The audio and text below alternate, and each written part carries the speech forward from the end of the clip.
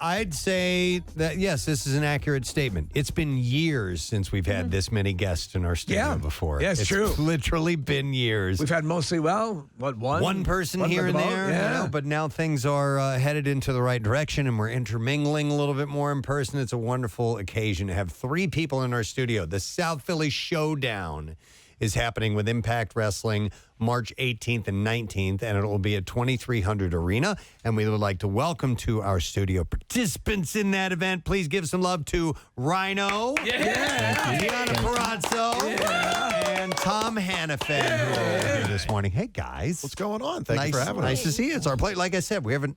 This is weird having people. Well, thanks for having us. I love going to the studios. So we love that interaction. We've been doing the Zoom thing, with the guests remotely and whatever the safety precautions of the building or whatever. But to have people back in, very cool. Yeah. People helping people. Yes, that's exactly it. So, Tom, we're going to start with you because you're local, right? Yeah, about 45 minutes from here in New Hope, Pennsylvania. I was born at Jefferson downtown, so very familiar with the area. Nice. And you've been doing, you do announcing for Impact Wrestling, correct? Yeah, I just signed up with them in January. Before that, I spent about 9 years with WWE doing some stuff with ESPN Radio right now and national college basketball broadcasts. I'm on podcasts about Penn State football, so I try to stay as busy as possible, and then the stuff with Impact has just been awesome. Impact is very cool. And you've been through the WWE deal as well, and reading about you and reading about what you experience, all good. It seems like this is a step that you guys are all really loving, being a part of Impact. Would that be correct? Correct. Yeah, I was actually with Impact for several years prior. Were you? Going back to WWE, and then now I've been with Impact for the last 2.5 years, and it's been a lot of fun to watch the company grow again for the second time, and the talent roster is just amazing, and being able to go into a company and have the creative freedom to go out in the ring and to do that. Well, that was I remember. I think WWE, as I recall correctly, came to you with a really good offer, but you're like, but you realized your ring time was going to be diminished substantially, and you didn't want that. No, because when you're sitting at home, you might be making some money, but you're not happy. And I loved all my experiences with WWE, but it was time to move on, and I couldn't have been happier. So. Yeah. I mean, it's why you all got into it, right? At some level, you want that competition. What led you to depart from WWE and end up at Impact, Deonna? Yeah, I was released April 2020 from NXT.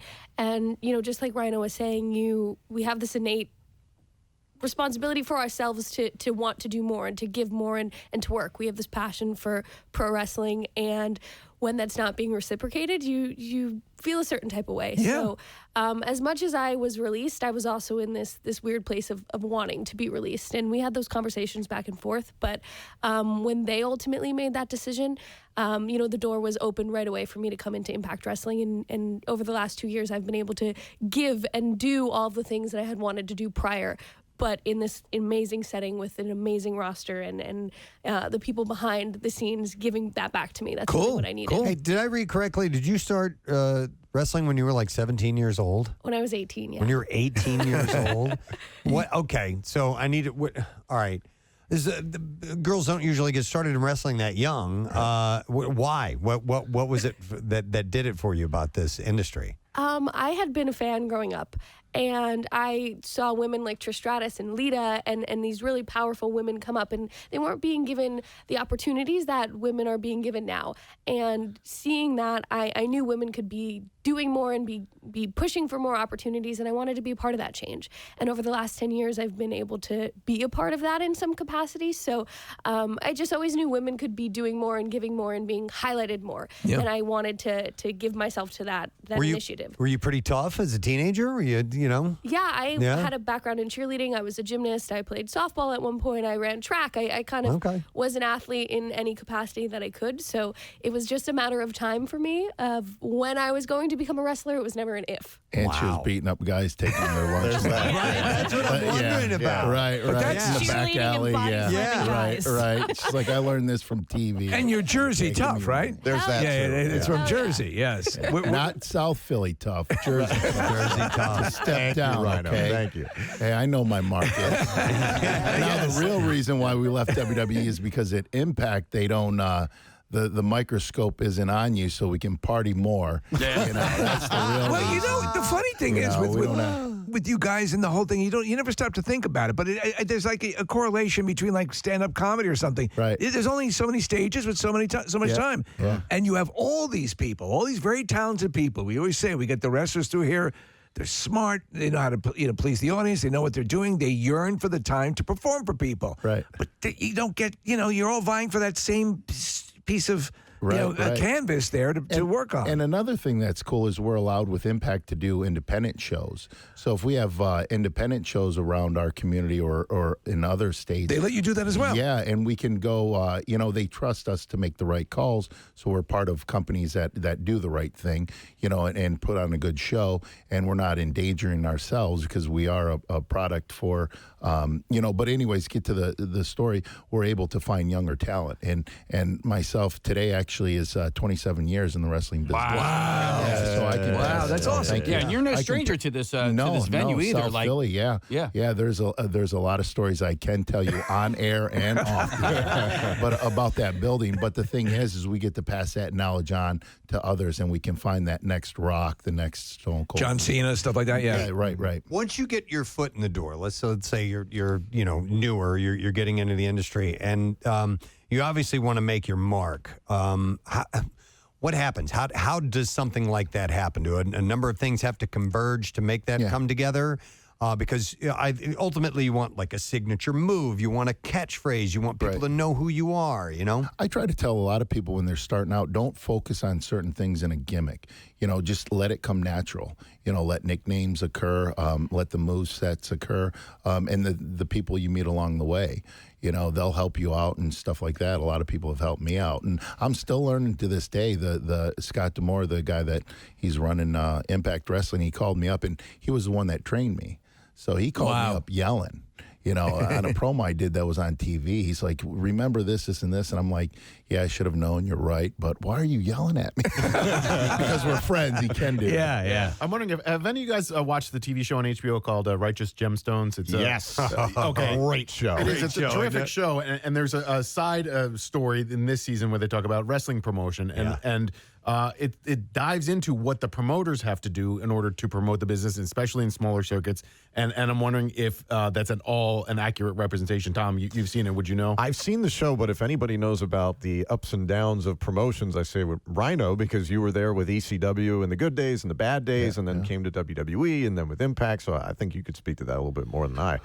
Well, I haven't seen the show, but there's a lot of stuff that goes on behind the scenes, and a lot of times, I remember the first time I wrestled actually, the second time I was with WWE, I hadn't wrestled in Detroit in like 14 years in a WWE ring. So I wasn't on the show, but I helped promote it. And I asked Vince, I go, hey, Vince, it's my hometown. He goes, oh, you're from Detroit?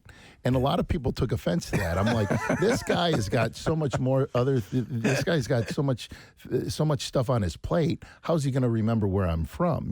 Now 20 years prior, he knew because it was a smaller company and didn't have all this stuff going on.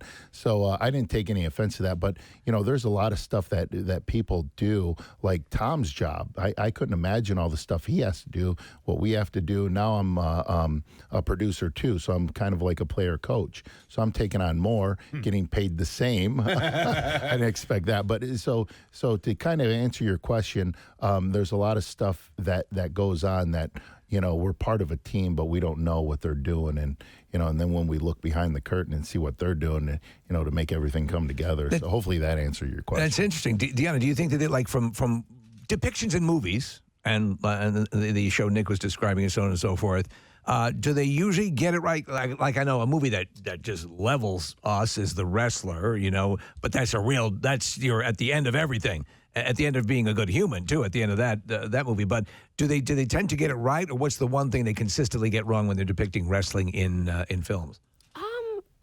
Gosh, I don't know. I think that they get it right. I think that, again, we just have this, we want to perform. Right. And we are so in depth of our character and who we are on screen and the stories that we're trying to tell that, again, we don't know what's going on behind the scenes and what we're not involved in. So we have to take a step back. But I think in a movie like The Wrestler, it does depict our position very well of like, when do you stop fighting and when do you retire or things like that.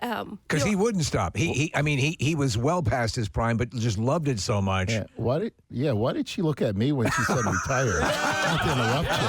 I didn't catch that. Are you trying to tell me something? Maybe I should get out of here? So, Ryan, you said it's 27 years since you started? Yeah, today. You want to know how old I was when you started? How old? 5. 5. Do you want to know how old I am right now? Yes. 27. Nice. My wrestling career is older than her. Well, you could have been there. The birth of a new wrestler. Yeah. Can I say something about that movie? When that movie came out, I hadn't seen it, and I knew it was a great movie. And I seen some wrestlers that were hanging on when they couldn't physically do it anymore. But people would come up to me and go, "You all right, man?" It's like I didn't see the movie, and I'm like, yeah, why? Like, no, seriously, you all right? Like, my house payments are paid, and like my grass is cut. But they're coming to me thinking like that's my life at that moment. Because that's and what I'm people like, start what are to you think. getting at? Like, I seen the movie The Wrestler. I'm like, oh, okay, now I get it. No, I'm okay. I'm okay. Yeah. You know what's funny is because again, consistent. Look at The Rock is the biggest earning movie star. And we talk about this all the time. I mean, what prepares you better than this? As far as, action movies, working with people, pleasing the audience, it's what you do on a level. So I think there's a level of addiction to being in front of people for that sure. it must be hard to shake. Now, I have to ask about another addiction, Deonna. I don't know if this is true or not. Wawa chicken strips. So good. I've heard this is a main staple of your diet. Delicious. It is, and I got in around midnight last night, and I was starving. We got to the hotel, and the first thing I ordered was Wawa chicken. Yes. They're damn good. What you find by the register at a Wawa is some of the best stuff. Oh, the cheese-filled pretzels. Yeah, jalapeno cheese-filled pretzels. Yes, That's and my jam. They have these like baked ravioli things now. Just Wawa is my life. Absolutely. Don't tell Chelsea that, but it really is. What about you guys? When you're on the road, when you're traveling, because it's what it's about. I mean, it's what you do. What are your go-tos? Because you also have to be athletic and stay in pretty consistent shape. How do you balance? Because I find I get famished when I'm traveling. You're always hungry. I have a strict diet of strip clubs every time. I just went back 20 years, right? Like, Lookers in New Jersey, right? No, I'm kidding. Fantasy show bar. Right. No, that was years ago, and you have to try to eat clean everywhere you go, and what's really nice is there's a lot of gyms, that'll let you come in. They're happy to have you, and a lot of their members are happy to see you. So, all right. Hey, how on the road is this business, by the way? I mean, is it like, are you gone away from your home for months at a time, or do you go to a venue, go back home, go to a venue, go back home, flying back and forth? Yeah, usually for myself, it's 3 to 4 days a week. Okay. Yeah. All right. It's a ton of traveling, though. Yeah, it is. Yeah. And I love to drive. So they had me in a window seat. Yeah. Look at me, a window seat. And then they had me going from Detroit to Charlotte back up to Philly. I go, I'll get a rent-a-car and drive. I was reading some of your buddies talking about how you love to drive. That's your thing. Vince McMahon told me this years ago, and hopefully a lot of people, wrestling fans and or wrestlers will hear this, but you learn the business in the car because after a show, you're driving to the next town, and usually you drive through the night because in case something happened, you had that much more time to fix it and get to the town. So guys would talk about, and girls would talk about the match they had, what worked, what didn't, who's getting over, and that's where you learn the wrestling business. And I'll never forget, and this was in 2003 that he said this, and it stuck with me, and I've passed that on. So yeah. It's funny because he's caught a lot of crap over the years, but every time we have somebody come through here, they talk about his business acumen, his ability to he has a wisdom to him. You can't be at the game this long and stay where he is. I wanted to ask you though, because you talk about impact and it's a very familial sort of thing, but is that a blessing and a curse when you have to perform against someone in the ring who's a really good friend. I mean, that's got to be a little more taxing, correct? I was just in the ring. We had Sacrifice on Saturday, and I do an open challenge, the Champ Challenge, and Chelsea Green, who is my best friend, answered the challenge. And it is a conflict because it's like, I love you, but I also love my championships. And I don't want you to take my championships. But I think also, too, you just have so much fun out there because you hear the crowd, and I love that they're there for her. And I love that I could just hit her a little bit harder and go to the back, and it's like, hell yeah, we did it. Unfortunately, I had to break her arm, but you broke her wrist again. she didn't need my help doing that, if we're honest. But yeah, I think it's always fun for me, especially with someone like Chelsea, who I've spent, the better part of the last 10 years with, getting to this point in our careers together, helping each other, pushing each other, riding together in the car. And, she is, I don't have a sister, but if I had to liken someone to what a sister relationship would be like, it's That's her? Wow. Tom, I wanted to ask you, because we very rarely have the broadcasters of the wrestling industry in, and they can become as much of a character as the players can, as the actual athletes. And you're fairly new to this, right? Yeah, I mean, I started with WWE when I was 23, so, So new to Impact, but new to wrestling, I guess, still as a whole. But yeah, when I was in WWE, they didn't really ask me or tell me to be a character. It was, hey, just be the straight up and down play-by-play guy. So the cool thing is, to Rhino's point, there's a little bit more flexibility within Impact. So that's cool. I'm having opportunities now to be a little bit more myself, which is really cool. And the thing about wrestling, you were talking about what The Rock is capable of. Wrestling requires you to run the gamut of emotions at any given time. I've called a variety of different sports, and you can just be like, and there's a jumper, and it's good. And they go right back down the court, and that's the end of it. But with wrestling, you have to be like, oh, my God, Deonna Purrazzo broke her best friend's wrist, and then Rhino was betrayed by Steve Macklin this past Saturday at Sacrifice. You're talking about all these different subjects. You're laughing. You're in horror one moment. So that's the fun part about it. And you've got to know the storylines, too. Oh, yeah, the storylines, the where, the when, everything we're selling, where to tell people to go sign up for different shows. Who's sleeping with who. Right.